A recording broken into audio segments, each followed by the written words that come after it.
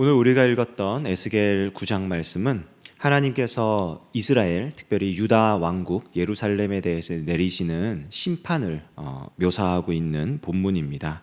여기 2절에 보면은 내가 보니 6사람이 북향한 윗문길로부터 왔다라고 되어 있습니다. 이 북향한 윗문길에서 왔다라는 것은 북방에 있는 바벨론 제국을 의미하는 것이고요. 그래서 하나님께서 이 무너져버린 이제 8장에 보면은 성전 안에서 이스라엘 백성들이 각양각색 모양으로 우상을 섬기고 하나님을 떠나 있는 모습을 우리가 발견하게 되는데, 그 모습에 대해서 더 이상 참을 수 없었던 하나님께서 이방인의 손을 빌어 그 유다와 예루살렘을 치시는 그 장면을 이야기하는 겁니다. 그래서 바벨론으로부터 임하는 이 심판은 절대로 피할 수 없는 하나님의 심판이었다라고 하는 것을 우리에게 알려줌과 동시에, 이 하나님의 심판이 어떻게 임하게 되는가에 대해서 아주 중요한 그 내용 하나를 이 안에 숨겨두시는데요. 여기 2절 뒷부분에 보면은 이 6명의 심판자들, 그러니까 하나님이 보내시는 천사들이겠죠. 이 사람들 가운데 어떤 한 사람 얘기가 나와요. 그 중에 한 사람은 가는 베옷을 입고 허리에 서기관의 먹그릇을 찼더라. 그러니까 한 사람만 특별하게 묘사를 하는 겁니다. 가는 베옷을 입고 허리에 이렇게 먹그릇을 차고 있는 그런 사람이 있는데, 하나님께서 이 6명의 심판자들을 불러놓고 그들에게 명령을 하시기 전에 이 가는 베옷을 입고 허리에 서기관의 먹그릇을 찬 이 사람에게, 이 천사에게 특별하게 하나의 명령을 내리십니다. 4절에 보면 너는 예루살렘 성읍 중에 순행하여 그 가운데서 행하는 모든 가증한 일로 말미암아 탄식하며 우는 자의 이마에 표를 그리라. 그러니까 사인을 하나 하라는 거예요. 근데 어떤 사람들에게 사인을 하냐면, 이 사람이 이제 서기관의 먹그릇을 찼으니까 찍어서 이렇게 사인을 할 수 있는 겁니다. 근데 그 사인을 받는 사람이 누구냐? 그 예루살렘 가운데서 행하는 모든 가증한 일로 말미암아 탄식하며 우는 자들.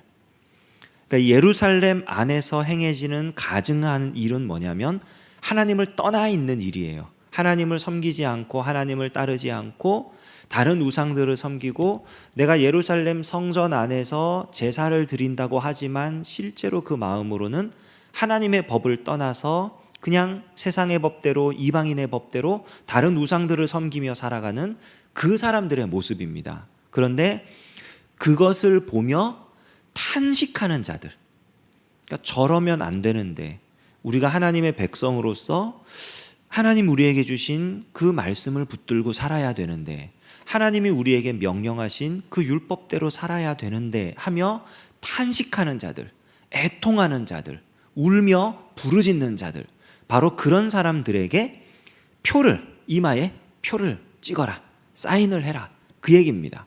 그리고 그러면서 뭐라 그러시냐면은 이제 5절에 보면은 나머지 5 천사들 혹은 그 사람들에게 얘기를 하는 거예요. 너희는 그를 따라 성읍 중에 다니며 이제 심판을 해라. 긍휼히 여기지 말고 쳐라. 이렇게 얘기를 합니다. 그러니까 이 심판이 굉장히 무서웠던 것 같아요. 에스겔 선지자가 환상 중에 그것을 보면서 두려워 떨면서 하나님의 백성을 한 명도 남기지 않을 겁니까? 우리를 이렇게 완전히 멸절시키실 겁니까? 이러면서 말할 정도로 굉장히 무서운 심판이었던 것 같아요. 그런데 이 심판을 진두지휘하는 자가 누구냐? 아까 따로 명령을 받았던 가는 베옷을 입고 허리에 서기관의 먹물을 찬 그 사람이에요. 그리고 이 심판이 쭉 진행이 되고 굉장히 그런 무서운 일이 일어나고요. 그리고 이 일이 완료되었을 때 11절에 보니까요, 보라, 가는 베옷을 입고 허리에 먹그릇을 찬 사람이 복명하여 이르되 주께서 내게 명령하신 대로 내가 준행하였나이다. 심판이 완료되었습니다. 이제 모두 망하게 되었습니다. 그게 아니고 지금 이 사람이 얘기하는 바가 뭡니까? 예루살렘에서 행하는 이 가증한 일로 말미암아 탄식하는 모든 사람의 이마에 내가 표를 찍었습니다. 이 얘기예요. 즉 겉으로 드러나는 굉장히 무서운 심판, 도저히 피할 수 없는 심판. 얼마나 이게 무서웠냐면 선지자가 하나님 앞에 부르짖으며 하나님, 이대로 우리 민족이 모두 망하는 겁니까? 한 사람도 남은 사람이 없는 겁니까? 이렇게 외칠 정도로 무서운 심판이었는데, 그 심판을 수행하는, 그 심판을 진두지휘했던 천사가 뭐라고 말을 하느냐? 주께서 내게 이르신 대로 내가 다 준행하였습니다. 주님이 내게 이 성읍 가운데 하나님 때문에 가슴 아파하고 하나님의 말씀을 따라 살지 않는 사람들로 인하여 애통하며 탄식하는 그들의 이마에 내가 표를 찍었습니다. 즉, 이 엄중한 심판 가운데 이 심판에서 살아남을, 구원받을 하나님의 백성을 내가 하나도 남김없이 다 구원해 냈습니다 라는 말이에요. 이 천사가 누굴까요? 하나님께서는 이 땅을 반드시 심판하십니다. 그러나 그 심판은 정말 말을 안 듣는다, 정말 못됐다, 그래서 내가 모조리 쓸어버리겠다, 이 심판이 아닙니다. 그 가운데 나의 백성, 나의 자녀, 나의 사람들을 한 사람도 남기지 않고 모두 구원해 내겠다라는 심판이에요. 그래서 가는 베옷을 입고 허리에 서기관의 먹물을 찬 이 천사가 앞장서는 겁니다. 왜? 구원받을 자를 구원 얻게 하려고. 하나님의 백성이 하나님의 백성으로 살아남게 하려고. 많은 학자들은 이 천사가 아직 이 땅에 오시기 전 메시아, 예수님을 먼저 보여주는 그러한 성육신한 메시아의 그 예표로서 나타나는 천사라고 말을 합니다. 즉, 하나님은 엄중한 심판 가운데도 예수 그리스도를 통한 구원의 길을 언제나 우리에게 제시하시는, 예수님을 통해 구원 얻는 자가 생기도록 하시는 그런 분이라는 것을 오늘 이 성경이 우리에게 보여주는 것입니다. 오늘 우리가 이 세상을 살면서 우리 주변에 보면 참 이거 하나님이 이거 심판 안 하시고 뭐하나, 이런 사람들도 있고요. 혹은 내 자신에게 적용해서 아이고 내가 오늘 또 잘못 살았지, 내가 오늘도 이거 말씀대로 못 살았는데, 이럴 때도 있습니다. 하나님이 우리의 그런 모습에 대해, 이 세상의 그런 모습에 대해 반드시 심판을 하셔요. 너무나 가슴 아픈 일이지만 하나님은 공의로우시기 때문에 반드시 의의 심판이 있습니다.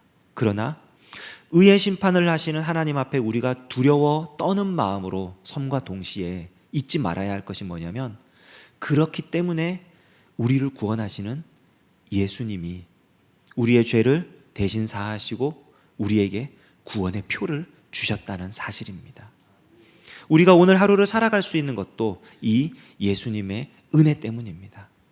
이 하루를 지내며 우리가 다시 한번 우리를 구원하시고 우리에게 구원의 표를 주신 그 주님의 은혜를 생각하시며 그 은혜 가운데 승리하며 살아가는 이 하루가 되기를 우리 주님의 이름으로 축원합니다. 기도하겠습니다. 하나님 아버지, 감사합니다. 하나님, 우리를 사랑하셔서 이 아침에 깨워주시고 함께 나와 주님의 은혜를 생각하며 하루를 시작하게 하시니 참으로 감사드립니다.